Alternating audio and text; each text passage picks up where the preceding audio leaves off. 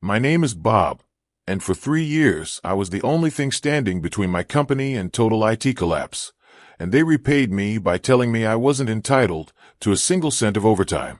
So the day I walked out the door for the last time, I made sure every single employee in that building found out exactly how many unpaid hours they'd been working too. One email. That's all it took. And by the time the dust settled, my old company was paying out more money than they ever would have if they'd just paid me fairly in the first place. If you've ever felt like your hard work was invisible, like you were just a number to the people you worked for, stay with me till the end, because this one is deeply satisfying. I've been messing around with computers since I was a kid. The kind of kid who'd rather take apart a broken PC than watch cartoons. That fascination turned into a career, and after bouncing between a few IT jobs, I landed a position as an IT officer at a mid-sized service and distribution company up in Ontario, Canada. Car parts, industrial supplies, that kind of business. Not glamorous, but stable, or so I thought. When I started, there were 2 of us in IT, me and a guy I'll call Dave. Small department, big responsibility. Between the 2 of us, we kept the entire company's technology running. For a while, things were fine. Then the company decided to modernize everything. They'd been running separate systems for years. One program for dispatching, another for inventory, another for payroll and finance. Nothing talked to anything else. It was a mess. So management decided to bring in an ERP system, enterprise resource planning, a single platform that runs everything. Purchase orders, sales, inventory, HR, vendors, customers, all of it in one place. I'd actually used a specific ERP system at a previous job and knew it inside and out, so I recommended it. Management agreed, and then the real work began. Implementing an ERP system across an entire company is brutal. I trained nearly every department myself, fixed problems as they popped up, stayed late testing the system when nobody else was around. It took months, but eventually it stabilized. Receivers logged shipments and inventory updated automatically. Sales could check stock in real time. Finance tracked payments without chasing down 5 different spreadsheets. It actually worked. I still got the occasional ticket, a glitch here, a hardware issue there, but overall, I felt like I'd built something the company genuinely needed. Then the company decided to expand into new markets, new cities, new time zones. Good for business. Terrible for me. One region was 90 minutes ahead of us. Another was 3 hours behind.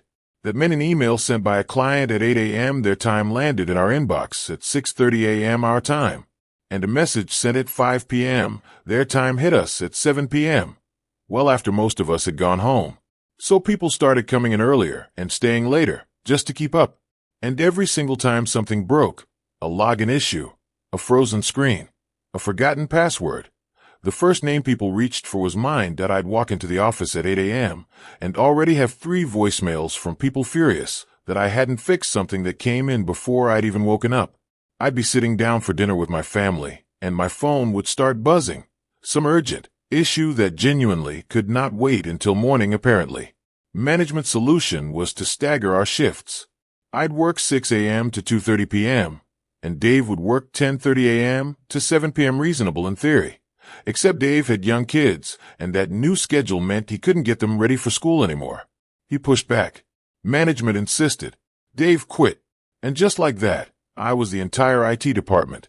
One guy, covering what used to take 2. Management promised they hire someone to replace Dave. They never really tried. Turns out qualified IT people who understood our specific ERP system weren't easy to find, especially when the company was offering well below market rate. Months passed. Nobody was hired. Meanwhile, my workload had more than doubled. I was training every new employee on the ERP system, fixing every hardware issue, keeping the network alive, and still handling those brutal time zone calls that never seemed to stop. I went to my manager and asked for a raise. Denied. I asked for overtime pay instead. He told me, flatly, that as an IT specialist, I was exempt from overtime laws under Ontario employment regulations. I actually went and checked. He was right, technically. There's a specific exemption for certain IT roles, and my company was using it to the fullest. But I didn't just roll over. I reached out to IT friends working at other companies and found out something interesting. What my company was paying was well below market value, and no qualified IT professional in their right mind would take that offer. Weeks turned into months. If I missed a single call, 11 p.m., 5 a.m., didn't matter. My performance got questioned the next day. I was training new hires, fixing hardware, managing the network, and every time I brought up better pay or overtime, I got the same answer. No. That's when I quietly started looking for a new job.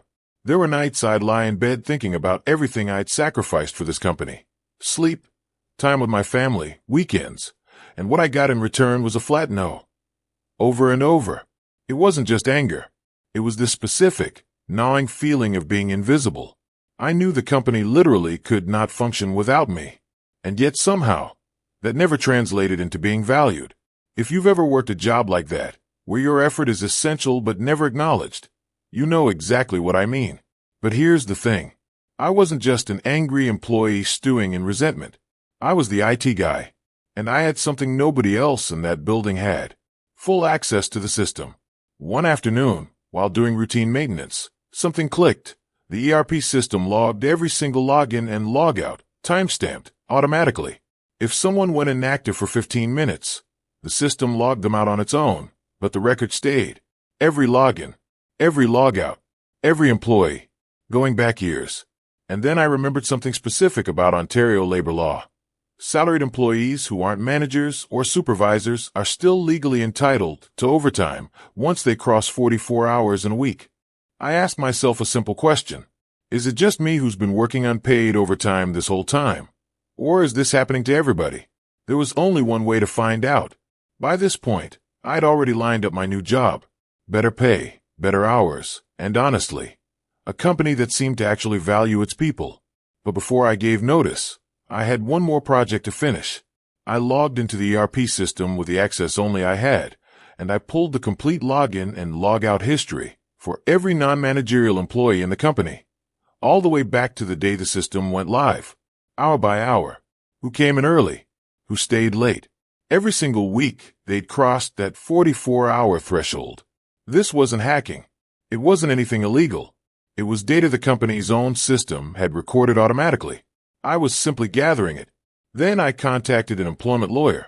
I laid out the whole situation, the company, the timeline, the data I had, and asked if she'd be willing to advise employees on their overtime rights if I passed along her information.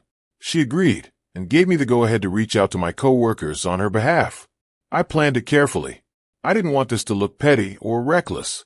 I wanted every employee to simply see the truth, their own hours, in black and white, and decide for themselves what to do with it. I handed in my 2 weeks' notice like a professional. No complaints, no hints, nothing suspicious. I trained my replacement as best I could, organized my files, and walked out on my last day like it was any other goodbye. A few days later, every non-managerial employee at that company got an email. Subject line: You're legally entitled to overtime pay. Attached was an individual spreadsheet for each person, their exact overtime hours, week by week, dating back years, calculated down to the last minute. Below that, the lawyer's name and contact information. The office exploded. People were pulling up their spreadsheets at their desks, comparing numbers, turning to each other and asking, "Did you get one too?" Almost every single employee authorized that lawyer to negotiate on their behalf. The same management that brushed off my request for overtime with a single no was now facing overtime claims from nearly the entire staff at once. If they'd just paid me fairly, this never would have happened. Instead, they ended up paying out to almost everyone, back pay, legal fees, and a serious hit to their reputation as an employer. By the time HR figured out how it had all started, it didn't matter. I was already gone, settled into my new job, having dinner with my family, phone completely silent. This story is a good reminder that when someone's hard work keeps getting dismissed, when they're treated like a replaceable number instead of a person, that same person is usually the one who understands the system better than anyone else. I didn't hurt anyone. I didn't lie. I didn't break a single law. I just made sure the truth reached the people who deserve to see it. And sometimes, the truth is the most powerful revenge there is. If this story hit different, smash that like button and let us know in the comments. What's the most satisfying, quiet revenge you've ever seen someone pull off. And if you want more real stories, where the truth wins in the end, subscribe to the channel right now.